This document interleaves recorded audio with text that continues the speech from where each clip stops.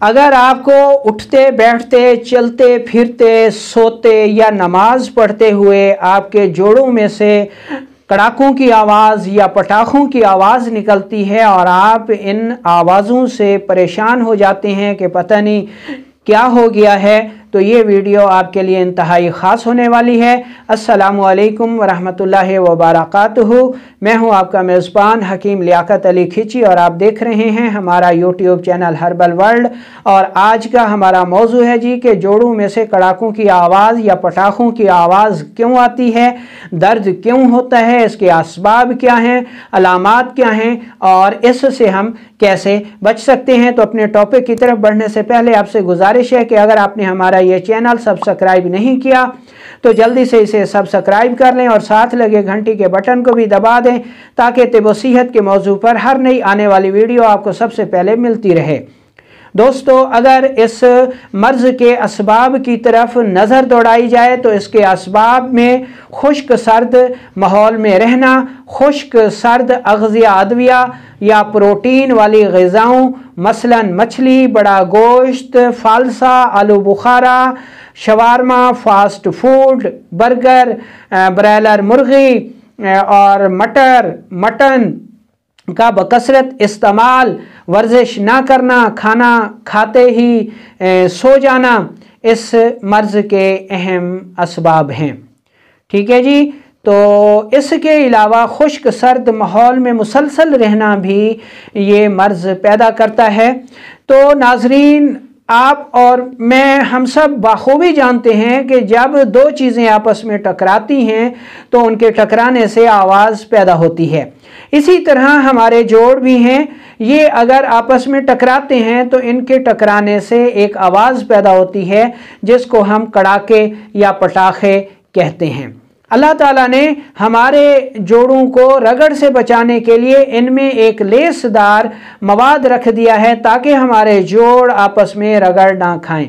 जब खुश्की सर्दी के माहौल की वजह से या अद्वियात के इस्तेमाल की वजह से एंटी पेन, एंटीबायोटिक का मुसलसल इस्तेमाल और इमसाकी अद्वियात का इस्तेमाल, सिंखिया, अज़राकी, माजून अर्द खुरमा और जिनसी क़ुव्वत को बढ़ाने वाली ऐसी ग़िज़ाएँ दवाएँ जो कि खुश्क सर्द या खुश्क गर्म मिजाज की हामिल होती हैं वो हम ज़्यादा खाते हैं तो हमारे जोड़ों की जो ये रतूबत है ये खुश्क हो जाती है और खुश्क होकर या कम होकर हमारे जो जोड़ हैं जब हम हरकत करते हैं तो ये आपस में रगड़ खाते हैं और इनकी रगड़ कड़ाकों और पटाखों की सूरत में हमें सुनाई देती है। तो दोस्तों, ये तो हो गए इसके असबाब। अब हम देख लेते हैं इसकी अलामात।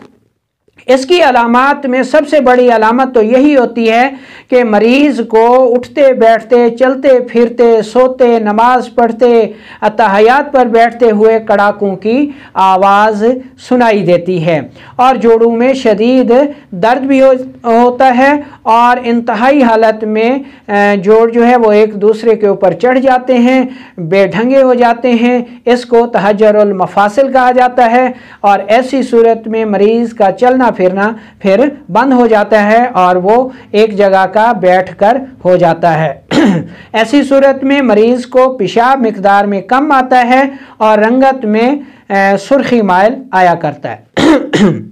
तो दोस्तों, अब हम चलते हैं असूल इलाज की तरफ और इसके इलाज में हमें सबसे ज़्यादा ज़रूरत होगी कि खुश्की यानी तेज़ाबियत को कम करके हरारत और रतूबत को बढ़ाया जाए ताकि वो लेसदार मवाद पैदा हो जाए और हमारे जोड़ रगड़ खाना बंद हो जाए। इसके लिए हमने सबसे पहले तो खुश्क ग़िज़ाओं को बंद कर देना है और उसकी जगह फैट्स और कार्बोहाइड्रेट्स का इस्तेमाल करना है। इलाज के तौर पर देखें तो ग़िज़ा में सिरी पाए यानी अगर आप किसी जानवर का मग़ज़ बतौर खुराक इस्तेमाल करते हैं तो इससे लेसदार मादा बहुत जल्द पैदा होता है और जोड़ रगड़ खाना बंद हो जाते हैं। इसी तरह पाए हो गए, वो चाहे छोटे जानवर के हों या बड़े जानवर के हों, खूब इस्तेमाल करें। ये भी लेसदार मवाद को पैदा करते हैं जिससे जोड़ रगड़ खाना बंद हो जाते हैं। इसके अलावा आप अखरोट और पिस्ता हम वज़न ले लें, इनको मोटा मोटा कूट लें और इनका वज़न कर लें। इनका जितना वज़न हो, यानी ये 1 तोला बनता है इन दोनों का वज़न, पिस्ते और अखरोट का, तो आपके पास शहद 9 तोले होना चाहिए। 9 तोले शहद में ये अखरोट और पिस्ते का पेस्ट मिला दें, इसको अच्छी तरह हल कर लें और 1 चम्मच सुबह दोपहर शाम इस्तेमाल करें, तो इंशाअल्लाह कुछ ही अरसे में आपका जो ये मसला है ये हल हो जाएगा। इसके अलावा ये नुस्खा भी इस मर्ज़ के लिए बेहद मुफीद साबित होता है।